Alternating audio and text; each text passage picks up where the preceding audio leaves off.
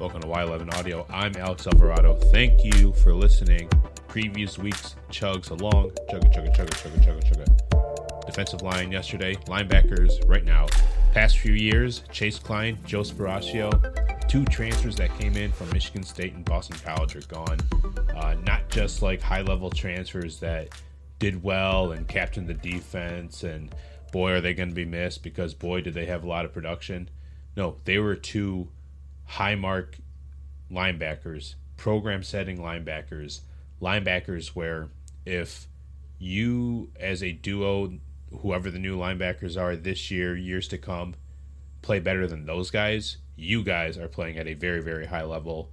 Don't worry about what their, post-college careers are looking like. They don't need the NFL accolades to let you know that they were super duper important, they were vital, and they were lethal out there. They covered a lot of ground, they hit really hard out there. They were great linebackers. And now, after a couple of years with them, they're gone. They're graduated out of the system. How does EMU react? This is right here in the middle of the defense in that second level. This is definitely one of the hardest spots to, sure, in a 4-2-5, you look at it, it's like, there's only two of them out there, but they are super important out there. I don't think I need to explain that to you guys. You guys are, they're football fans, right? You know how important your linebackers are. Sure, this isn't the days of old where like the Brian Urlachers and Ray Lewis are like the absolute studs that define a whole defense. But really, these guys help characterize the defense in massive ways. And so, without those guys, Kline and Joe Sparacio, who replaced Tariq Spates and Terry Myrick, one who at the time graduated out, Terry Myrick, and then played a few years in springtime football. I don't know which one it was, if it was like USFL, XFL, one of the two, I don't know. And then Terry Spates, at the time, he didn't graduate. They took a team, right? This coaching staff looked at the output that we talked about in the last episode where, hey, this run defense, this tackling as a whole, it needs to take a huge step up. Found guys like Joe Sparacio to replace the graduated Terry Myrick, but then Kline to start in front of Tariq Spates, who, I asked him about it once. Hey, how hard was it for you to be like the team's leading tackler and then to watch this team say, hey, we're going to go after a better linebacker than you? Not to be so cold, but, in their eyes, that's what they did. Went after another linebacker to start in front of him, play the whole year. He took it like as well as he could, which is incredibly hard for him to do. Still was a great teammate throughout of it. Those were guys that really helped set the tone and are setting the bar for what EMU wants out of its linebackers from now and for years to come, because they were able to do it. They were able to do it, look at a problem, look in the transfer portal and say, let's fix it with these guys. What did these guys bring to the table that, had them like be so successful? One of them is just staying on the field, right? For as much as those guys, wanted to stay durable and on the field and stuff, it was hard for them to do because like it's a brutal game out there.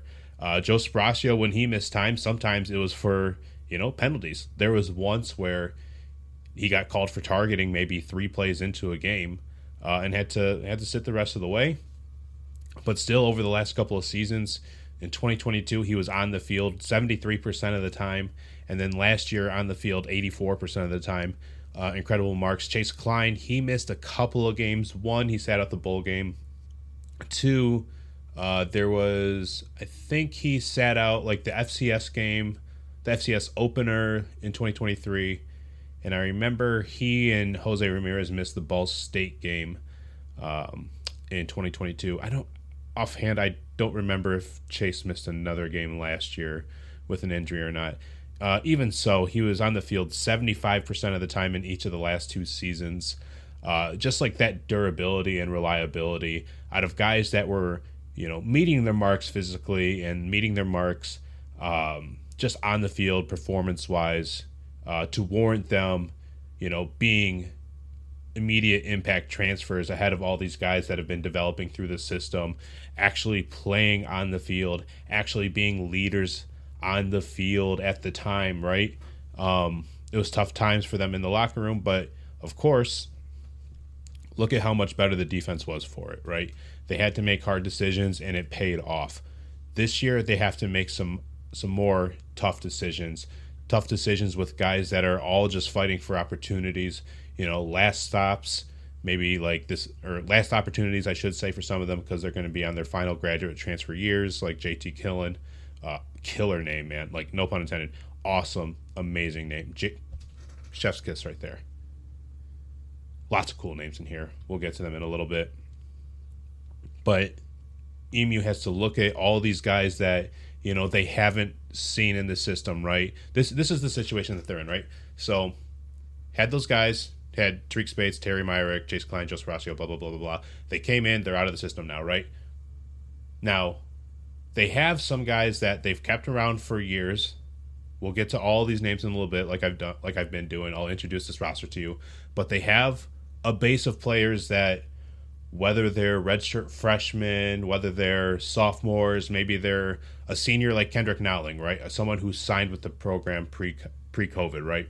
Some of these guys who have some knowledge of like what to do in the system, they have to maybe again help these new transfers come into the system, show them how to, not that like they don't know anything about football, not that they like haven't played linebacker or anything like that before, but hey, this is how we do things around here, sort of deal. Also, you have to be our vocal leader for all of this. Also, you have to help be like the center point of this defense to help command, hey, this is where you should stand, hey, this is where you should be right before the snap and all that stuff, right? It's a lot of moving parts. Not to say that this team hasn't done it before, right? They've shown that they're capable of taking in guys. Me having people like me in the media say, hey, this is a huge question mark at linebacker. What is it going to look like in 2020, whatever, 2024 in this case, of course. What's it going to look like? How's it going to divvy up? Not to say that this coaching staff can't do that again, but it is tough to do again. It isn't easy to do a first time, and it's definitely not any easier to do it a second time. So it's just one of those things where, like, hey, because we haven't seen it, that's why there are questions. Not to say that nobody's incapable of doing this, and that's not to say that it's only up to the transfers to make noise here, right? Because I don't want to get too distracted by that and not acknowledge that EMU is still trying to, build up, get some organic ingredients and like try to just like build their garden up that way. Really bad analogy, but still, they want to put together a really good linebacking unit. EMU wants to be a good football team. They know that this, for as important as it is, they can't always rely on the transfers as much as they just constantly do. So the hope is that, yes, they do have their vocal leaders out there that know what they're doing, but they also somehow in some fashion can find some other guys that can come up through the system and actually stand on their own and, be worth all the investment that's been out of the high school, because that's kind of hard for me on like in my perspective. It's just kind of hard to, I shouldn't say hard, but it does just stink to know that there are this just like all these linebackers that they've been recruiting for a really long time, since like 2018, right? Depending on when they how old some of these guys are, but like this is not just this year's roster, but like kind of throughout time, it's just not too many guys come through the system and start at linebacker for EMU. It's been a long time since then. So can anybody on this roster break through in that regard? Can these new transfers do what's been missed, or what will be missed by Chase Kline and Joe Sparacio? What did I say about running backs a few episodes? Don't chase ghosts. Those were running backs that offered a lot, did a lot, but don't get caught chasing ghosts. Focus on what you have and what they're good at and make the most of it. Linebackers, I'm looking at it the exact same way, man. Don't get caught chasing those ghosts. The productivity will get there. You just need to focus on being a very good defense. And what do all these guys offer, compared to themselves, right? What do they offer to help bring out the best of this defense as a whole? So let's just go through the roster. We're going to start by looking at all the returning starters. We're going to go through guys that played a little bit last year. Just do this the same way we've been doing this the past few episodes. So here are the list of returning starters. All right, and so some other guys that played a little bit last year didn't start too much. I'm not going to include Zach Mochin in that first category, even though he did start against Minnesota last year.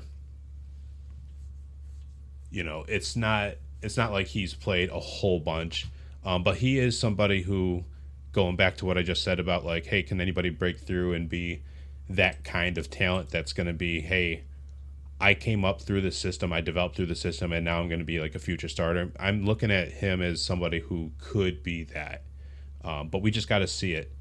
Last year might have been that chance for me to be more optimistic right now, but unfortunately he got his season cut short. He was injured 3 games into the year, so he was sidelined there. But before that, signed out of Dillsburg, Pennsylvania, Northern York High School. We're not going to keep doing this. 1 game in 2021, 10 games in 2022. He was the scout team's defensive player of the year. If you thought that meant anything for, will mean anything for Messiah Blair at defensive end moving forward, if you think that meant anything for Max Crosby at the time, I bet, he loves that award a lot. That's front and center in his office. He's already said that on his podcast. Maybe that might matter a lot here for Mr. Mochin. So as long as he's all well and good, he did have the number change from number 36 to something way sexier, number 11. Something, these dulcet tones wore as a JV football player once upon a time. Got to root for that. Kendrick Nowling, a reminder, you just got to stay ready, man. Just a reminder that you got to stay ready. Chicago native, didn't play in 2019, played some in 2020, played some in 2021, played way more, had 1 start. But then in 2022, didn't play at all. Last year, he was, very much just like a special teams guy. But what stood out is that, he's a guy that, okay, I'm going to be the next thing. I'm going to play some safety here. All right, change positions into linebacker. All that stuff, got more playing time. Didn't get any playing time. Then got only playing time on special teams. I got, putting myself in their shoes for a moment, I got to think like, hey, man, this not going the way I wanted to, but I'm sticking it out for whatever reason, right? Got to love the sport, got to stay ready. The Kent State game, were the vibes great there? Heck no. But what did he do there to like get things going in the right direction? Had the quickest touchdown in EMU history, took the opening onside trick kick, whatever. Oddly worded there by me in the notes. But took the opening kick, which was a trick onside kick attempt by Kent State. Took that to the house. So that was pretty impressive there. The rest of the game was pretty poopy, even though it was a victory for EMU. But what a heck of a highlight for Kendrick Nowling to, show up to a game ready to play, and not be fazed by a trick play that Kent State wanted to do, try to sneak a quick one by EMU. He was not fazed. Good on him to be just like absolutely ready for the moment. He's still on the roster for one last hurrah. So let's see how that goes. I don't know if we'll see that play ever again, but that'd be kind of cool, it'd be nice to get lucky twice. Didn't play last year, but guys, some names you might remember. Ali Abdul-Barr was a wide receiver from Atlanta. Hit the transfer portal, came back, switched positions to linebacker, didn't play each of the last 2 years, had an injury his first year too. Cole McElvaney, preferred walk-on, class of 2022, played in a handful of games over the past couple of years, lots of special teams action for him, but maybe there's more in store for him. And Bryce Ayuk, somebody that the coaching staff really, really raved about. Like, I remember week 1, week 2-ish, right? Like, because he got some playing time against the FCS opponent, so I had to ask about him. And I remember Creighton saying that he was like physically like held up the best of that freshman class, has been like the most impressive, and earned some playing time, enough so to just like look at the bowl game and say, hey, we're going to burn your red shirt. You're going to play your 5th game today, and return to kick there. I don't think it was for very long, but still got his hands on, got in on a play there. a bunch of new faces to look at. Obviously, you know, nobody that I've mentioned right now is on the listed too deep right now. That's not to say that nobody can't break through into these top seats. There's only, two in the two deep for Mike, two in the two deep for Will. But again, guys like Zach Mochin could break through. Bryce Ayuk, I could also see rising up. Kendrick Nowling, hey man, if you need somebody, call him, see what's up. Obviously, he made a huge play against Kent State. That was really cool. But in that transfer class, I have to open up my pronunciation guide, because this is going to be a fun group for this. So reading his name, I'm going to say Zion, but the pronunciation guide here that EMU provided says Zio. So I don't know. Zio Fonua from Texas. He was a junior college player, junior college All-American in 2023.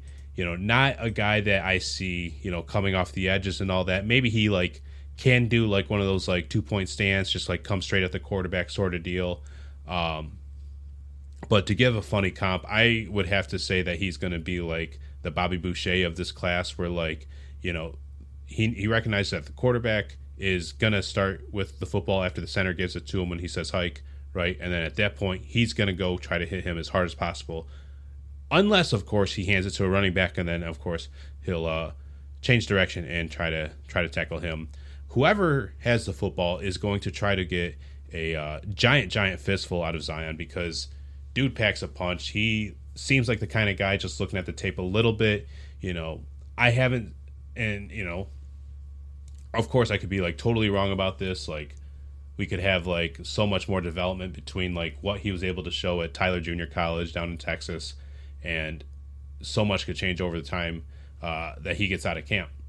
But I didn't see the world's craziest, twitchiest, spinniest, fastest, twitchiest athlete out there. But I did see somebody who, man, will wrestle you, will fight you, head on, let's go. That's the kind of player that Chase Kline, who is 4 inches taller than Zion is right now. But I do think Zion could be you don't need the best coverage guys playing in the middle of the defense. That's not why they're designed there. So I think Zion could play in that role a ton. So I'm excited to see what he can do. Luke Murphy from Kent State.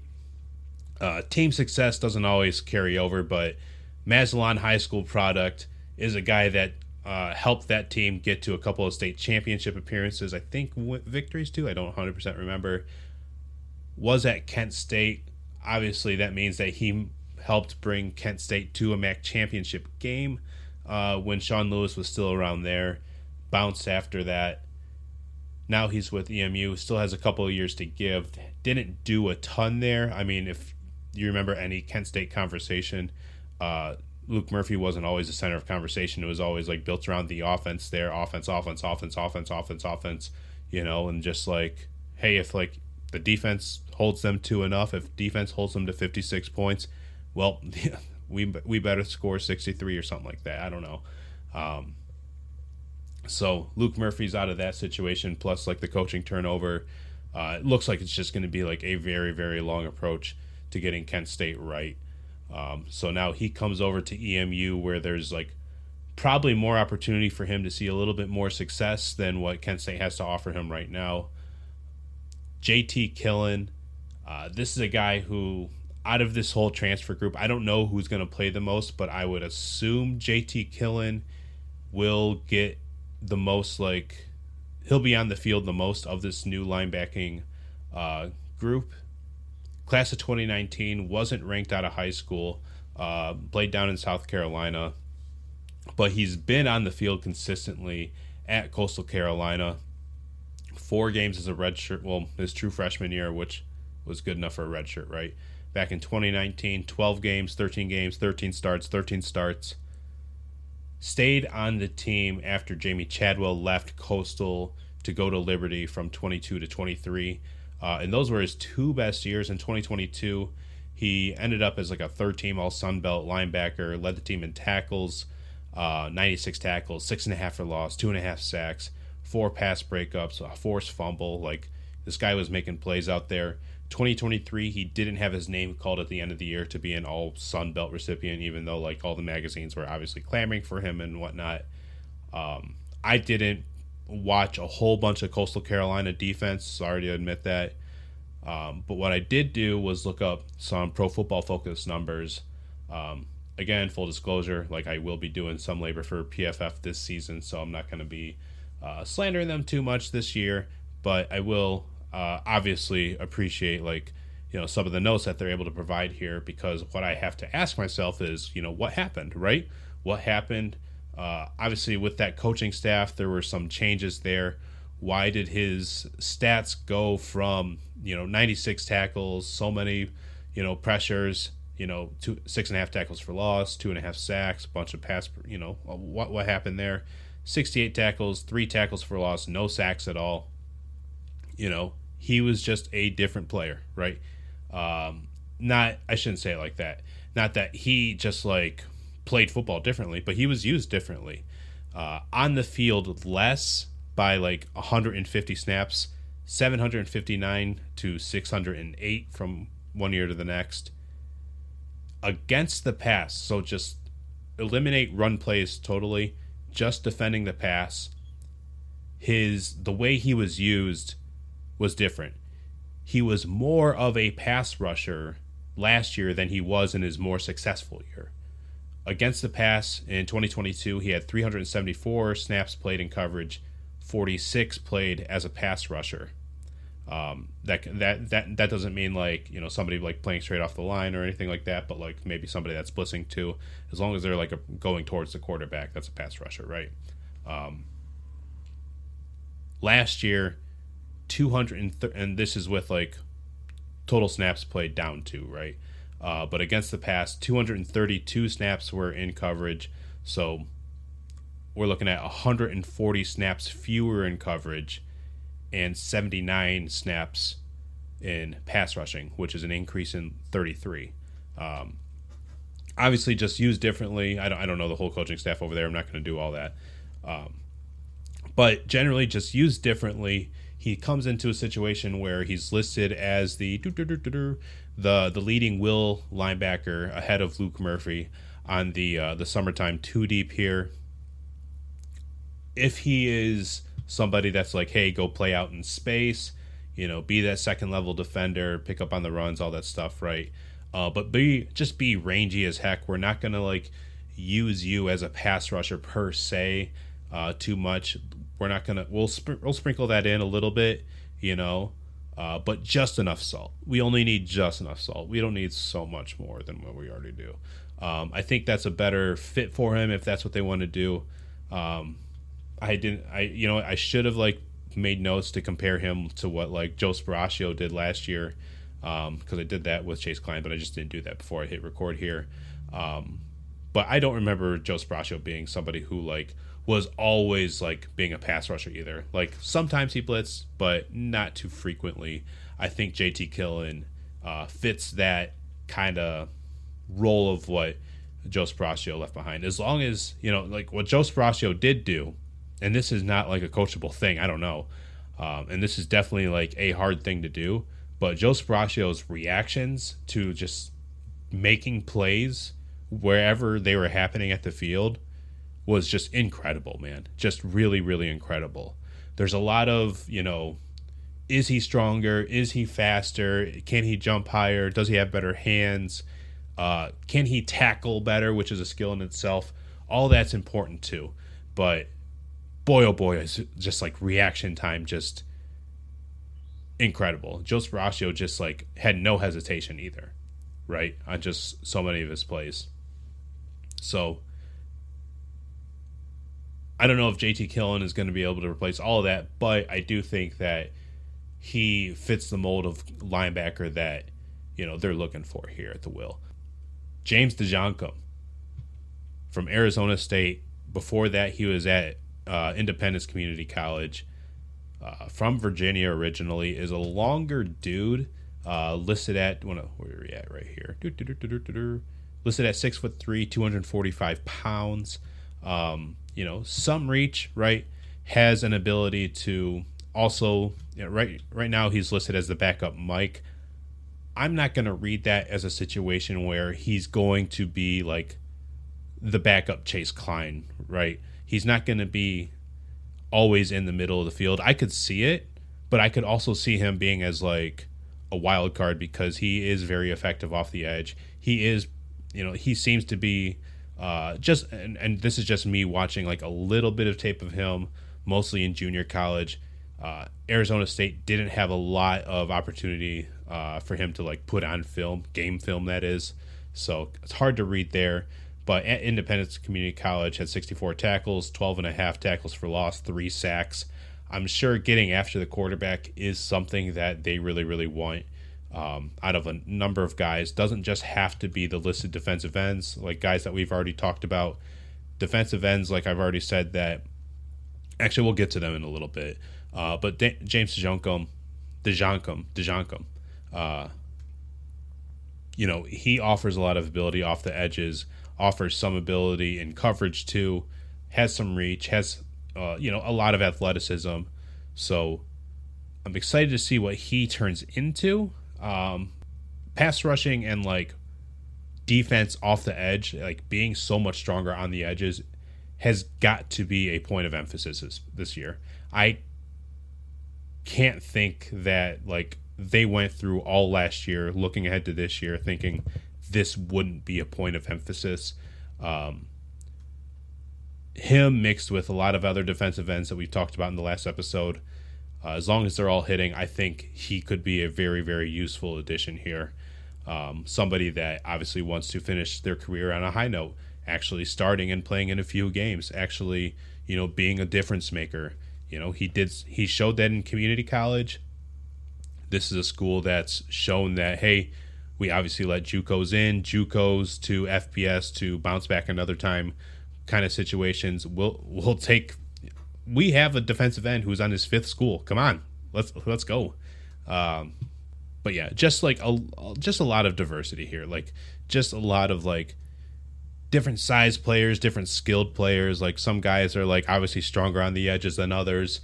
Some guys you want more in space, some guys you want more in the middle. Some guys are like Luke Murphy here, still developing, still can do a lot of things, but where do you fit best?